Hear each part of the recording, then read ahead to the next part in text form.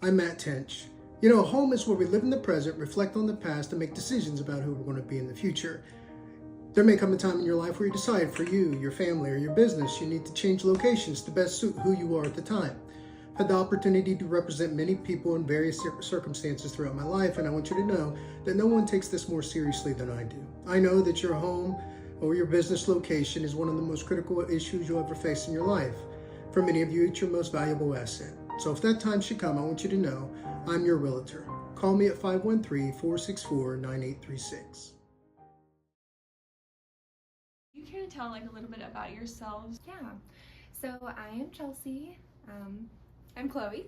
And we grew up in Franklin, both graduated from Franklin High School. We moved to Carlisle not that long ago, but we're big Franklin people. I continued going to Franklin after we moved there, and we just kind of knew that we wanted to stay in Franklin and we wanted to keep the Franklin spirit going downtown, so we were excited to bring something down here and be a part of all this stuff that we've got going on now. Yeah, in our hometown. Do you care to tell a little bit about how you started? When I was in high school, I graduated in 2020, so I was looking for a way to make money when everything was closed, and I started thrifting and either upcycling or reselling, and I had an Instagram account that I would resell on. I ended up doing a pop-up shop in my backyard. It was a whole thing, but then when I went to college, kind of went away, didn't do that anymore. So we have always wanted to start a business together and just kind of decided, hey, well, we could take that idea that we were rolling with for a little bit and turn it into something a little bit more real, a little more tangible. So that's where Vinnie Velvet came from. We knew we wanted to go into business together. We were just trying to figure out exactly what we wanted to do. I feel like we had struck out a couple times with some ideas that we had, nothing ever really stuck. So yeah, we kind of just said, why don't we take what you're already doing with your thrift account, and it's something that we both love, and so that's kind of how V&V was born.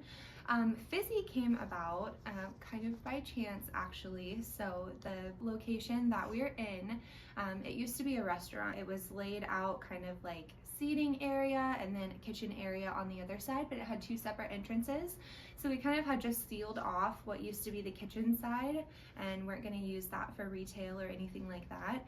But then the space wasn't really usable and it was available, and we were seeing enough success with Vinnie and Velvet that we thought, why not take a chance and open up shop again. So that's what we did. We kind of spent some time just reflecting on what would be the perfect fit to complement V&V and something that would kind of be unique to this area. And so Fizzy was born. Yeah, we are big. Anytime we go to different places and we travel, we want to try all the trendy little spots. So soda shops, they're not really that big around here. There's not a ton of them. Yeah, so we would try them when we would travel, and when we were thinking of something to put over there, it felt like the perfect. Who doesn't want to get a drink and go thrifting? That's like the perfect combination. Nice little treat. Yeah.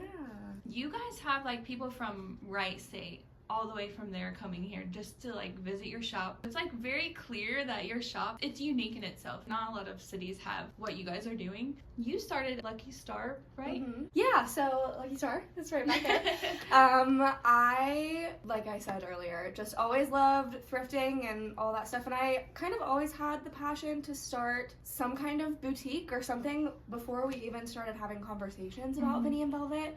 And so when we started and we got a year or so under our belt, we were trying to figure out ways, we need to incorporate some more new things in here. We have a lot of other small businesses in here as well, but didn't have anything clothing based. So I was like, well, sounds like a perfect job for me. So I kind of took that on, and that's been a lot of fun too. It's definitely a different side of the business. I've gone to a couple different markets, in Las Vegas and Nashville, and that's been a lot of fun, and I think it just fits perfectly in here. Obviously, I have kind of the same vision for Lucky Star as we do for Vinnie and Velvet, so it fits in really nicely. But yeah, just another facet of what we like to do in here. All things fun and girly and pink, and that's kind of our vibe. Yeah. You guys have also, anytime there's something you're oh, we need this, you're very quick to do it. Yeah. We don't play around. We don't waste time. That can be a double-edged sword. It can be a good thing and a bad thing, but yeah, we like to just jump.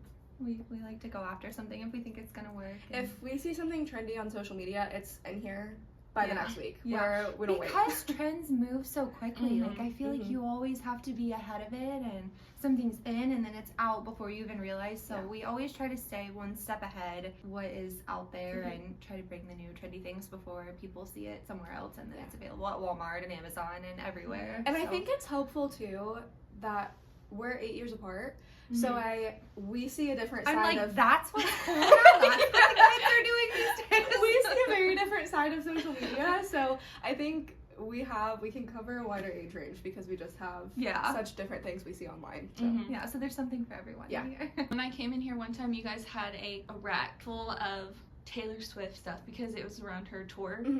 And so, like, that's another example of, like, how you guys are always on trend. Taylor Swift was like crazy. We were basically a Taylor Swift boutique for like a year there. We had a couple of viral videos on TikTok, and people were driving from Kentucky and Indiana and like all of the surrounding states to come shop Taylor Swift stuff here when they were going to the concert. I think, one of the most fun things we've ever done because her concert, it was so hard to get tickets.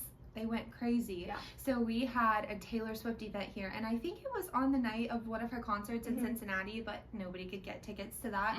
So we're like, we'll just have a party here. We did Singo, we did all kinds of little games, we did a face makeup, we did a photo booth, all kinds of fun things. It was really fun. People really loved that. We had a lot of little girls in here. That was awesome. With their moms, and that was so much fun. So your guys' podcast. Yes. That recently started. Yes. Are you guys excited about getting into that? We are so excited. Yes, that's something that we had thought about for a while and just felt like kind of like the next right step to take. So yeah, we just did it, and we're having so much fun with it. It feels like us just getting a chance to catch up, but we're just letting other people hear it too. And we always try really hard to make our stores feel like a community. Like, that's why we like to be so welcoming, and we like to make friendships with all of our customers. So I think a podcast is a really fun way to get people to know us a little bit better, be a little bit more personal with the stores, and know the heart behind our stores a little more. And I listened to the first episode, and I was like jotting things down. I was like, I'm gonna ask them this. So one thing I was gonna say, you guys said that your mom got you the podcast mics. So, and then your dad also works here too, right? Yeah, I think that might be her. So how has it been to have like your family supporting you and like actually being a part of it?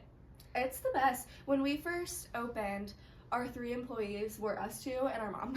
So we worked all day, every single day, and it honestly is one of my favorite times that we've ever had together. It was just so fun to get to, obviously we see each other every day, but in a different setting, and it's just something for us to bond over, and our parents are the best. They're always willing to support us in every way they can. I will honestly say there is absolutely no way that we could have done any of this without them and their help and their support, from getting this place ready to go, the painting, I have to ask my dad questions all the time. This isn't working. What do I do about this? Can you help me carry this in? So they help us so much. Mom's always for any idea that we have. She's fully supportive, from painting the windows to building a giant dramatic bow that goes over the top of our how door. can we make it look like Santa is riding our bike for Christmas. She's always down for all of the ideas. So yeah, we couldn't do it without their support. So were you raised in like a really creative household? I would say yes, absolutely. I have a couple things that are like top of mind for me. Number one, our mom is a teacher. So that kind of tells you. She very just is artsy, very crafty, and has a lot of creative ideas. I can think of about 10 different gigs that we've done over the years, and it becomes like our whole life. And you know, we're buying a Cricut, and now we're making t-shirts, and mom always was helping us with little side jobs and things like that. And then dad, he coached us in sports a lot growing up, and so I can remember them like the Franklin Heat basketball program, like they were running that, and we're going to the concession stand and getting stuff from TF. It's just like everything is like 100%. We're all into this, and we've been into a million different things growing up. It was always like, okay, well, I've got a hobby. How can I turn it into something that it could be a job for me? That has always been what I feel like our parents have set for us. Like, find something that you love and figure out a way to make it work for you to make money. It's very much, everything's always been like a whole family effort too. You think that all of the side things that you guys have started kind of prepared you into what you're doing now? I think definitely, I mean, we have done everything. I was doing prom makeup in high school. Like, it was crazy. But we just getting into a little bit of everything and figuring out okay, what works for me, what doesn't, what's my best way to check things off my to-do list. Even though they were smaller scale things than obviously what we're doing now, I think that all of it was kind of leading us to, okay, here's what we love and here's how we're gonna do it. So Yeah, I think everything just got us one step closer, and it all had a purpose. And even if it was not really in any way connected to what we're doing now, it was a learning experience. Like you said, there was a takeaway from that.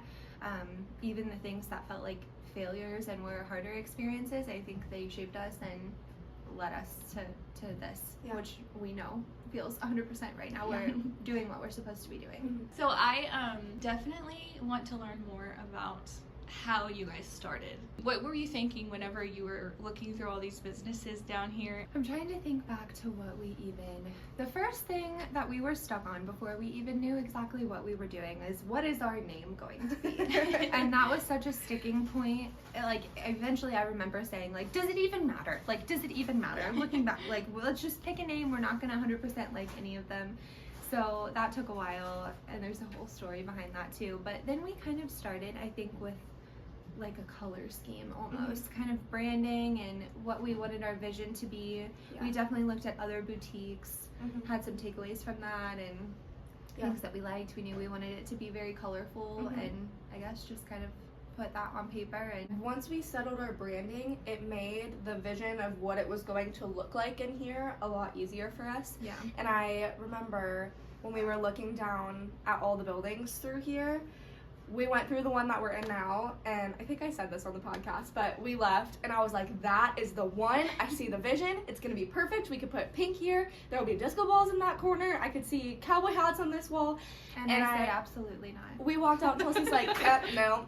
I was like, what are we doing? I didn't see the vision. But thankfully, we got on the same page, and we made it into what it looks like now. But that was a lot of fun, getting to design. I mean, we could make it look like whatever we wanted in here. We also, the one thing that I think was a selling point for me to move here was that the outside of the building is blue. It's just like bright and very sticks fitting out. And even if you've never been down here, you know, you can find us with the blue building. So we definitely love that. That's one thing that I was telling people, like, did you guys hear there might be a new business in that blue building? A good like identifier.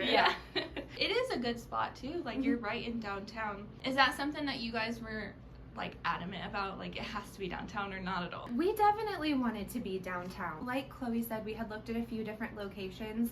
None of them were very far from this at all. We looked at several places downtown, thought about Carlisle a little bit, but nothing felt as right as this. Knowing all the plans for down here, we really wanted to be downtown. So you guys have had a really big year in 2024. Your baby was born in 2024. Yes, my baby girl. One just turned 3, and then I have Amelia. She's 6 months old now. How different is it with 2 kids? Oh my gosh. Well, I was already living in crazy, so you know, it's just add another one to the bunch. 0 to 1 was way more of a shock than 1 to 2, but also it was so helpful. They were born at the right time because we were established, we had employees. Chloe had graduated school, so she was home and could help me out a lot more. It was summertime, so my mom, she still works in school, so she was off work, she could help out a lot. So we definitely were able to make it happen because of that. But it's nuts with kids trying to run a business. It's a balancing act for sure. And then you, Chloe, obviously you started your business. Was it in 2024? Or it was over the summer. And then I seen that you started in the chamber. How's that been? It's great. I feel like it is a really good gig to work in conjunction with what we're doing here, because obviously it's all about business and helping businesses grow and thrive, and they're very understanding when I say, okay, I need to be done at 3 o'clock, so I got a shift down at the store. And it really, I feel like they both build each other up. And I also like being able to fight for small businesses in a way, not that there's anything to fight for, but I am in the conversations where I can say, yep, we've got these downtown businesses and we've got this small business over here and we could do this that might be helpful to get them involved in. So that's fun, a really fun, more administrative kind of creative side for me, but it's been great. You guys said on your podcast, you mentioned how you couldn't give any business advice, so don't even ask me basically. And I was like, I beg to differ. Oh my gosh. Because you guys have obviously started started a few businesses, but not just started them. Like, a lot of people love them and continue to come and like support you guys because they love what you're doing. So I think you're very able to give advice, just so you know. Thank you. What was the one thing you said? Sniffing Corvette. Oh my god. I'm never gonna get rid of that quote. I told Chloe, if someone's listening to this podcast, they probably think these two idiots. No. You let these girls open up a business. It's just, this is what our conversations sound like on the daily. Where do you guys see your business becoming? I think we feel like the sky is the limit. We have talked numerous times about the possibility to have other locations and to grow and to be in different cities, and I think that we have a lot of really fun ideas for the future and growth for us. And I think when the time feels right too, we're in a phase right now where we're excited to grow here. I feel like we just climbed a huge mountain getting through the construction that we knew was ahead of us, and we took it on willingly, but it feels like we're just getting on the other side of that now, and we're so excited to see all kinds of events and other businesses come down here. So I definitely think we want to grow here for the time being. But yeah, like Chloe said, the sky's the limit. So. And it was so fun at Franklin and Lights. I had more of my chamber hat on for that day, so I was running all over the place, and I was hearing people say, oh my gosh, I didn't even know this place was down here. You guys are in downtown. So I think the more that goes on down here, the more people will start to find out that we're in here, which we're really excited about. So Franklin has a lot of older demographic. So they're not like on social media a lot. How has that been trying to gear towards the majority of the demographic in Franklin versus the demographic your store is targeting? I would say the thing about Vinnie and Velvet, I feel like our marketing and our brand, it feels like a very youthful, trendy kind of brand, but when you actually come in here and shop, there are things for everybody. So even though our looks are a little younger, the things that we have in here are good for any age group. So I think that is something that had really surprised us, because we were expecting when people walked in, they saw all pink and disco balls, they're like, nah, this isn't for me. But it hasn't been the case at all. I think people have realized that there's something for everybody here. And we definitely don't want to be too niche that we turn anybody off. We're starting to see some men book booths too, I was gonna ask which is that. so exciting. Yeah. So we're for everybody, and ultimately there are going to be people that walk in the door that they think that the store is not for them or whatever, but when we greet people with a smile and make everybody feel welcome, then they don't leave. Even if they don't find anything, they don't leave having had a bad experience or with anything bad to say. It's nice that you guys do have a variety, and that was one thing I was gonna ask about, like Christmas time. Were you guys like super busy? We were really busy. I feel like we were definitely better prepared this year. The first year we hadn't quite been open for a year, a little closer to 6 months, I think. And I honestly didn't think that anybody would want to shop here for Christmas, but I just didn't think about it. We were just doing our thing, and I was still trying to get ahead a little bit. Chloe was still in school at that time, so I wasn't prepared for how busy we were going to be around the holidays. This year, I kind of knew a little bit more of what to expect, and so we had some more gifty type things in here. But somebody had told us a couple weeks ago, and I think she's right about it.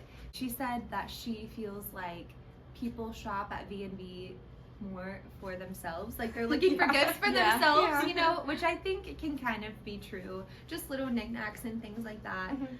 But we tried to have a variety for everyone this year. Having Fizzy too is also a good kind of balance to Vinnie and Velvet, because if we see a family coming, usually it'll be like a mom and dad, and the mom will come over here and shop, and the dad will go get himself a drink at Fizzy. So that is really fun. I feel like it's Fizzy the dad daycare over there. I just wanted to say, like, everywhere in the store there's a lot of Instagrammable spots. Was that on purpose? Yeah. for sure. Yeah. We had an awkward space up there that was like a cutout, and there was nothing that we could really put in there, so we turned it into a photo booth. Like, we put a little pink phone in there with flowers, and for people to take pictures, and we tried our best with that. And it makes it easier for me too when I'm planning content, because I can take a picture of anything in here, and it's easy. So really, you literally could. Definitely intentional. Just pull your phone out and there you go. Exactly. I just want to say that I am so glad that you guys are down here. When you guys opened Fizzy, I was like, Mom, We gotta keep going to this place because actually it's really good. Thank you. So I just wanted to say that, and thank you guys so much for letting me come here and interview. Yeah, so you can find us on Instagram as Shop Vinnie and Velvet. Facebook is just Vinnie and Velvet. And then we have a million different social media accounts, so I could shop Follow them all our out. podcast, Sipping and Spilling Pod, on Instagram. We're on Apple Podcast and Spotify. And then you can find Fizzy on Instagram and Facebook. It's just Fizzy Sips and Sweets. Okay, well, thank you guys so much. Thank you.